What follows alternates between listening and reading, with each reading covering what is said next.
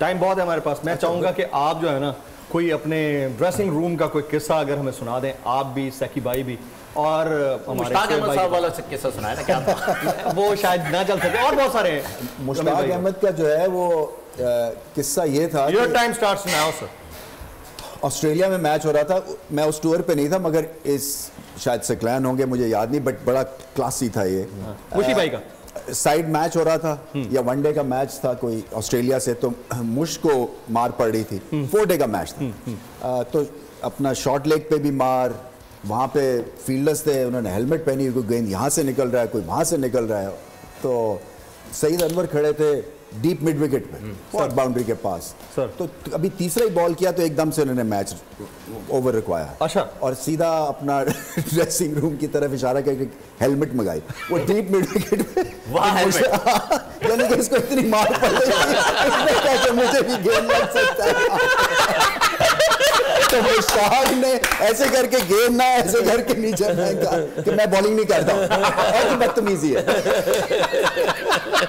भाई आप सुनाइए। अच्छा था, वो एक लड़का पाकिस्तान अंडर 19 में सिलेक्ट हो गया, इंग्लैंड चला गया, किसी गांव का था, लाहौर शहर में आया और वहाँ से क्रिकेट खेली, पाकिस्तान अंडर 19 में सिलेक्ट हो गया, इंग्लैंड चला गया। जब वो इंग्लैंड चला गया तो पूरे गांव वाले आए और एयरपोर्ट पे ड्रॉप किया, फुल्ला ने हार सारा कुछ। वो लड़का उधर चला गया इंग्लैंड। अब 6 महीनों के बाद उसने वापस आना था लीग खेल के। तब उसने फ़ोन किया तो गांव में जो साथ वाला घर था उनके घर में फ़ोन लगा हुआ था। तो वालदा कहीं भाग के कि मेरे मुंडे का फ़ोन आया। तो मैंने फ़ोन किया, कहता है माँ मैं संडे नू आ रहा है। तो माँ कहती हाँ हाय पुत्र तू तो जहाज ते ही आती, संडे ते आ रहे बहुत आला, बहुत आला। ये जी आज आज तुझे फेल कर दिया भाई ने। सर भाई मुझे तो एक किस्सा याद है। जी आप कमेंटेटर बता रहे हैं। सुना है क्रिकेटर से, ऑस्ट्रेलिया में ये गए पहला टेस्ट खेलने, आई थिंक 1996 की सीरीज थी या उसके बाद 2000 वाली सीरीज थी। तो वहाँ पे सुना, जो मुझे बताया कि वसीम अकरम वक़ार ने इंजमाम और इन सब से कहा कि तुम लोग 350 रन बना लो पहली इनिंग में, हम इनको पकड़ लेंगे। कहता जी हमने मार मूर के 388 बना दी। वापस आए, 2 दिन के बाद उनका स्कोर था 588 for 3। तो कहने लगा, इंजमाम और सईद अनवर ओवर के बाद क्रॉस करके दूसरे एंड पे जा रहे थे, तो इंजमाम सईद अनवर से कहता है कि सईद भाई जब मैं आप जैसा हो जाऊंगा तो ये हमें छोड़ देंगे। जब मैं आप जितना हो जाऊंगा, क्या बात, कहता चल उनकी बहुत आला, बहुत आला।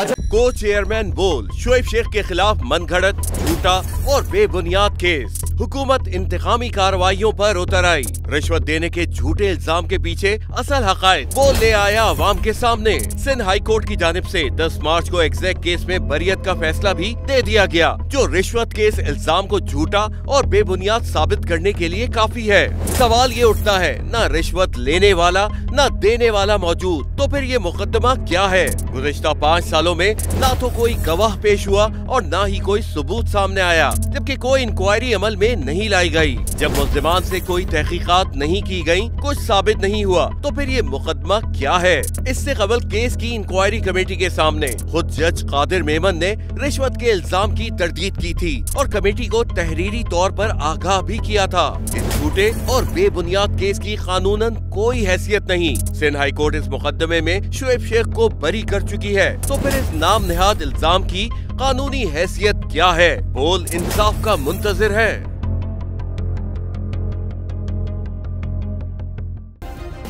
सब्सक्राइब करें और बेल दबाएं ताकि कोई खबर रह न जाए।